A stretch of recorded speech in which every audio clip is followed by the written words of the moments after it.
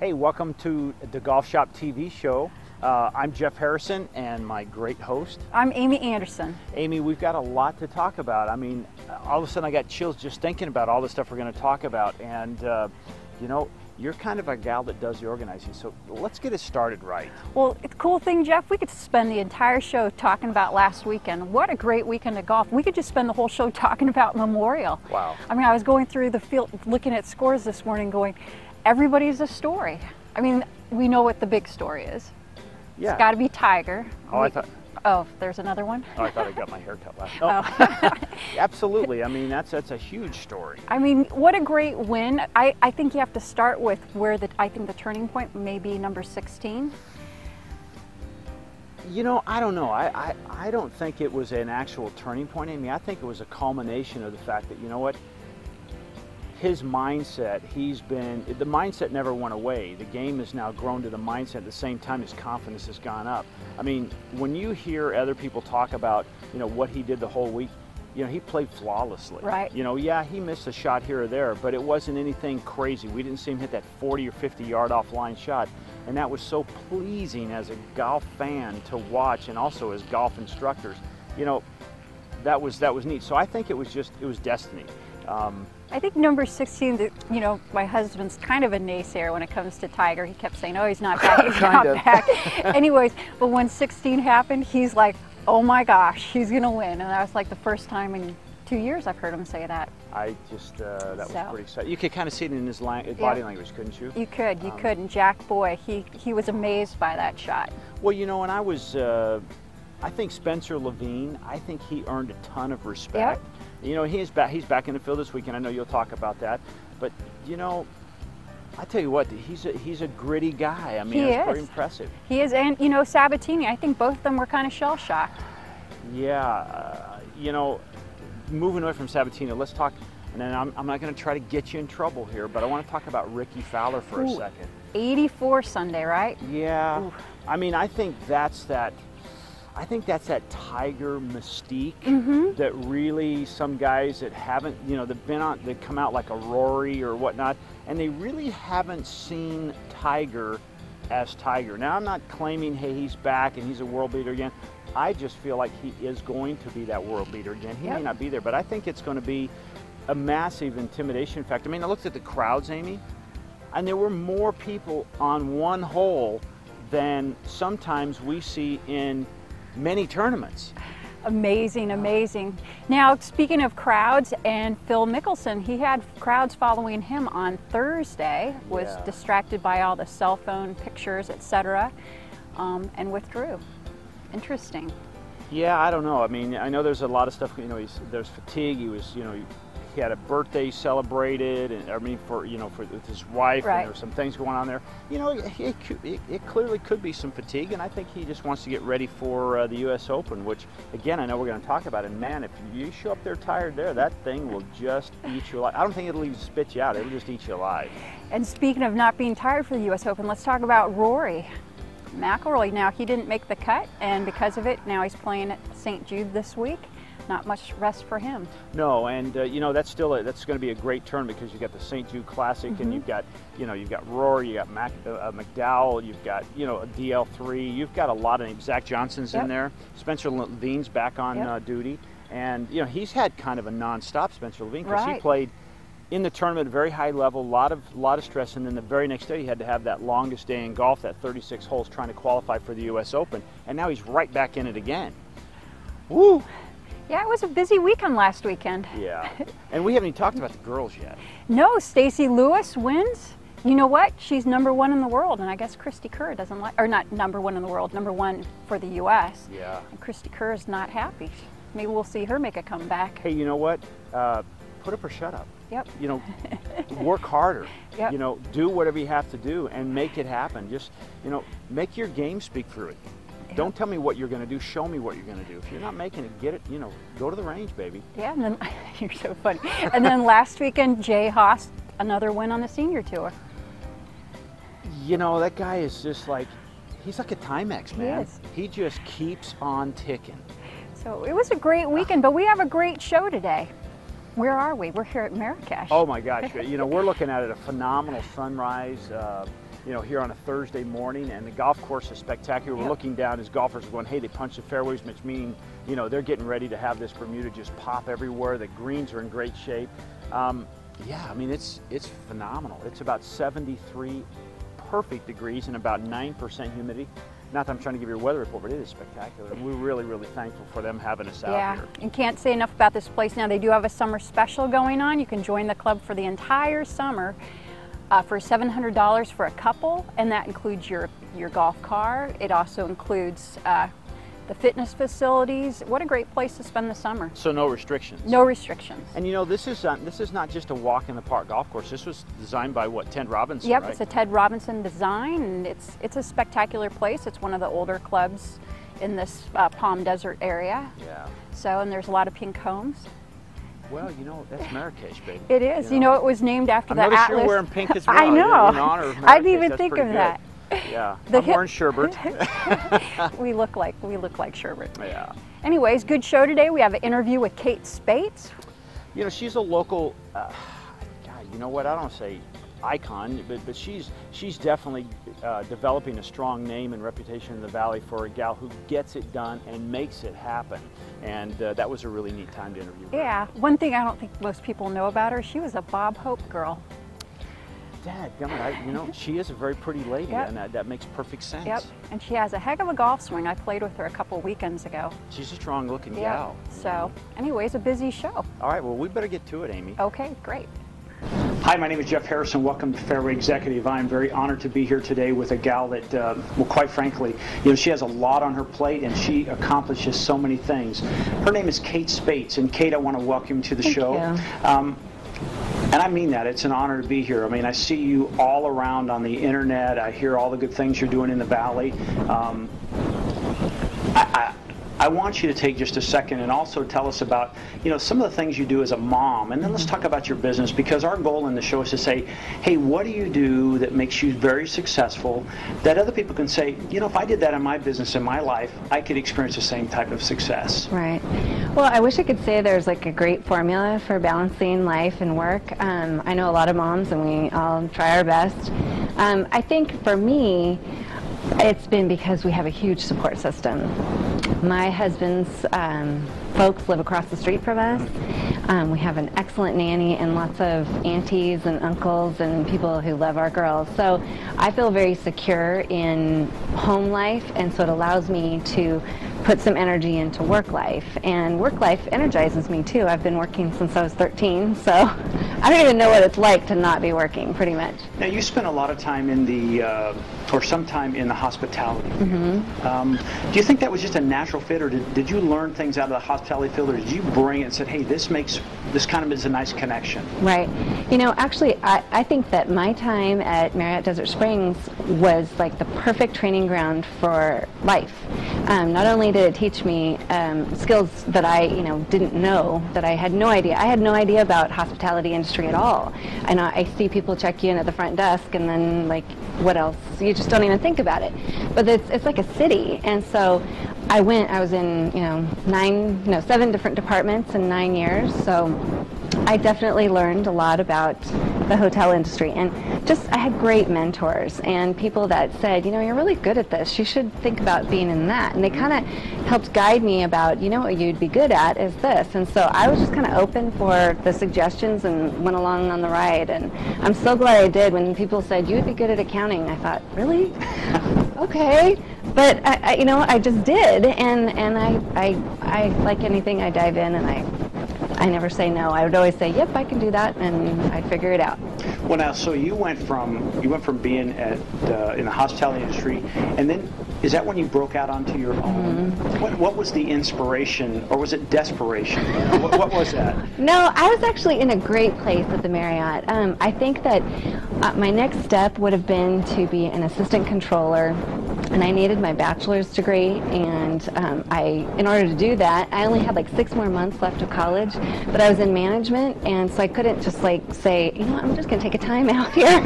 And so right at that time, a family friend of ours started an internet business in Ohio and wanted to bring me on board, and I was really intrigued. I loved the whole idea, and I figured out probably 4 years before that I was a computer nerd, and that I just really, really liked anything to do with the computer. Now, did you do anything before that? You know, I mean, when I was 18, I taught myself how to type, you know.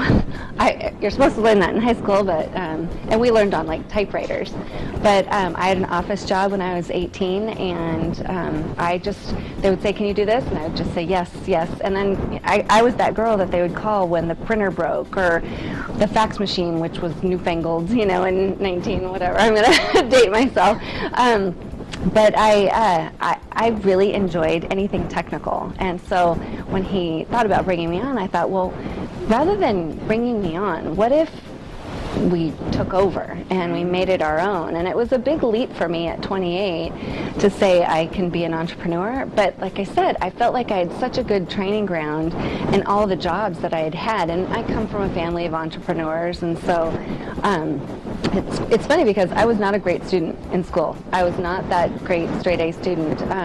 It wasn't until I was in the working world where I actually felt like I'm smart and I can do something and I'm good at something. I felt like I was just kind of flailing in the wind in school. So, you know, getting into work life, when people are like, wow, you're really quick, you're really smart, you're fast, and I thought, I think I am. And so I think I built my confidence that way, and I felt like there was nothing I couldn't do. And I'm resourceful, and that's what I look for anytime when I would hire somebody is, are they resourceful? Can they figure things out, or do they need somebody to spoon feed them? I don't like that. And so I'm really drawn to people that are resourceful and can figure stuff out on their own. And so, because that's me. Nobody said, here's how you do this, and next you're going to do this. It's like, you know, here's a bunch of stuff, get it done, and make it work. Let me know if you have any questions. And so I kind of grew up in that culture, and I'm kind of that kind of teacher, but I feel like you kind of learn faster. If you're a resourceful person, it's frustrating when someone's telling you how to do something. You really want to do it. You want to figure it out on your own. You know, I like to put stuff together. When we get furniture, I'm the one that puts it together. And I never look at the directions. I just like, this makes sense, and I confirm it with the directions, but. Hey, welcome back to the Golf Shop TV. I hope you enjoyed that interview. The second half of Kate's will be next week.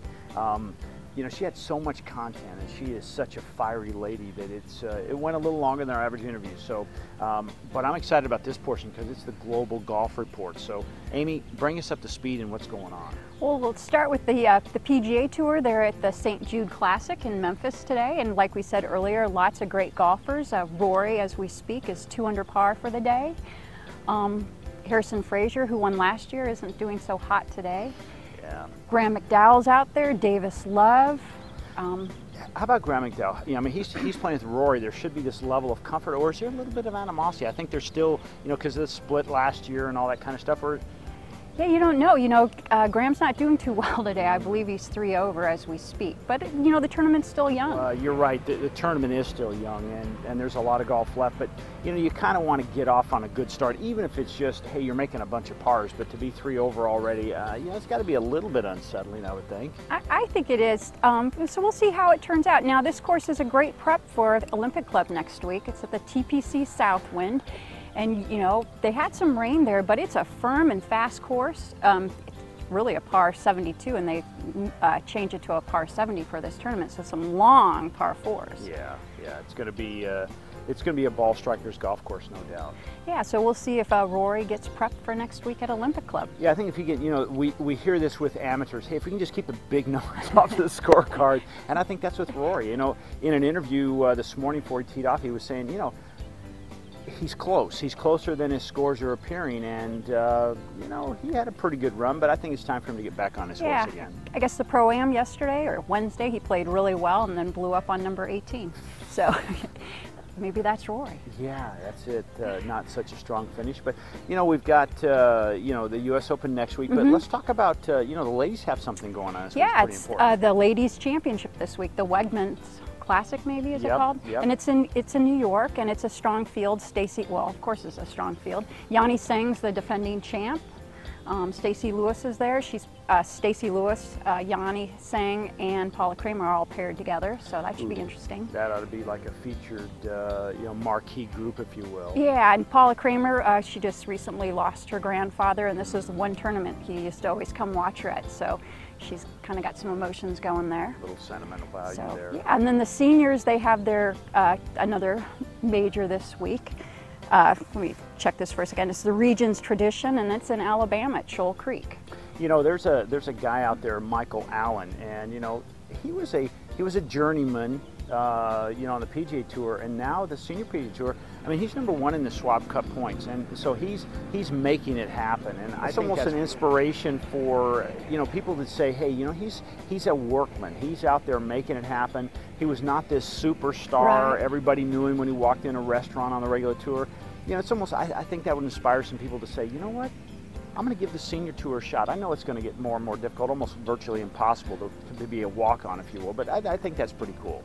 Well, cool. Now, Bill Glasson's leading right now. I believe he's 2 under par, so there's a name from the past. Guys, I remember playing the very first time in my first tour event out in California, playing with Bill Glasson. It was like, hey, we were both young guys. He looks a lot older than I do, by the way, and we're not, okay, we're about the same age. But anyway, I hope he does well.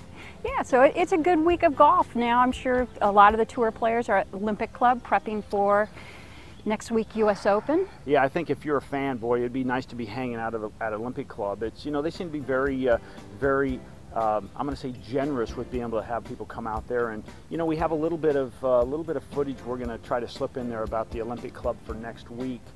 We were up there a few months ago, and we were able to get a little footage and kind of get a little insight on that. We'll see if we can slip some of that in. Yeah, so I'm excited to watch Tiger next week. Yeah, Olympic Club's not flat.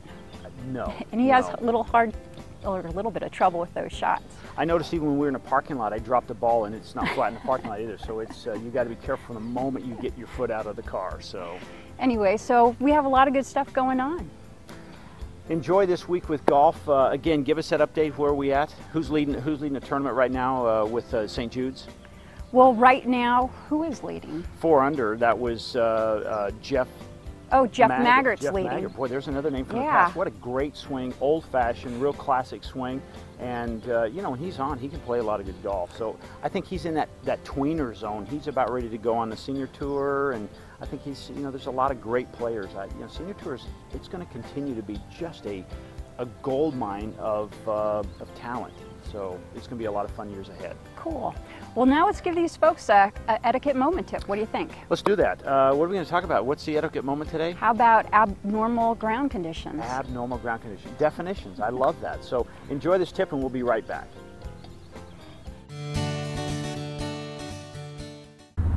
Hi, I'm Jeff Harrison and my partner, Amy Anderson. And welcome to Etiquette Moment.